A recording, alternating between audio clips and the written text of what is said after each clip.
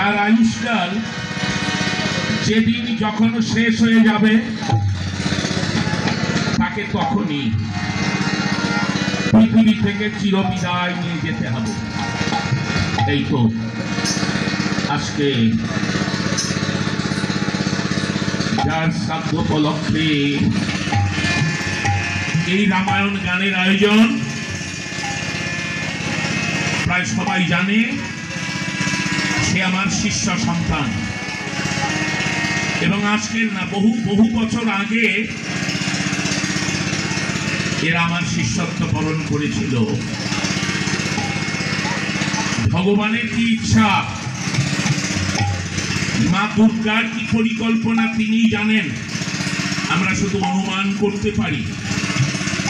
প্রতিবার হয়তো লক্ষণ বাড়ির পূজায় আসে না, নাকি?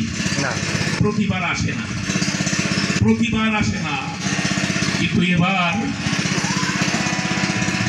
লক্ষণ পূজায় এসেছিল, তাও আবার মেয়ে জামাই স্ত্রী নাতি নাতনি সকলকে নিয়ে। এবার এলো কেন? মা দেবী বাসন্তী দেবী আনলেন কেন?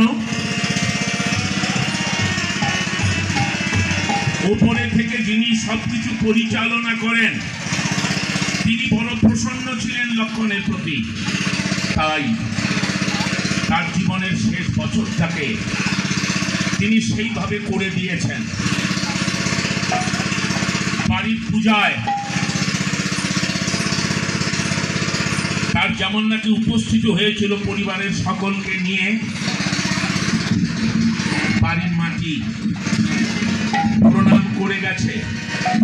মা বাসন্তী বাড়িতে প্রতি বৎসর পূজিত বাৎসরিক বাসন্তী দেবীর চরণে প্রণাম করে গেছে, তার মাতা পিতার শ্মশানে প্রণাম করেছে। আর তার বলবো না, আমার সৌভাগ্যক্রমে অনেক আগে থেকেই কথা ছিল, আমি বলেছিলাম সপ্তমী পূজার দিন আমি আসবো, এসেও ছিলাম। দেখা হলো, কথা হলো, একত্রে থাকলাম অনেকক্ষণ।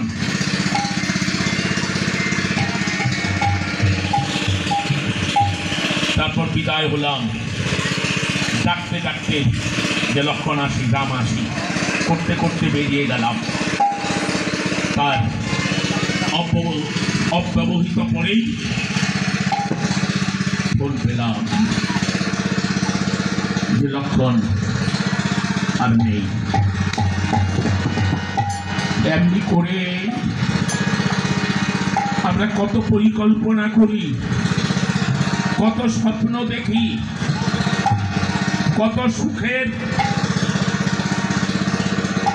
ভাবনায় ব্যস্ত হই, কিন্তু সে ভাবনা যতটাই থাকুক না কেন, কালের সীমায় আমাদের আয়ুষ্কাল ভগবান বেঁধে দিয়েছেন, ওর বাইরে যাওয়ার কোনো সুযোগ নেই। তাই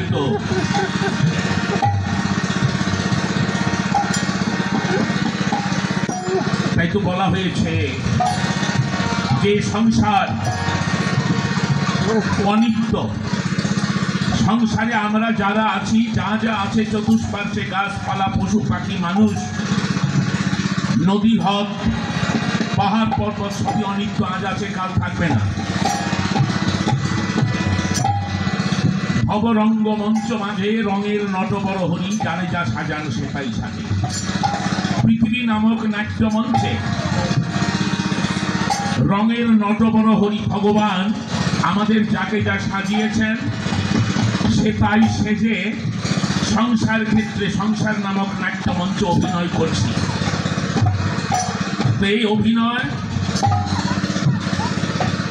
কেউ আমার বাবা ছিলেন, কেউ আমার মা ছিলেন, কেউ আমার দাদা ছিলেন,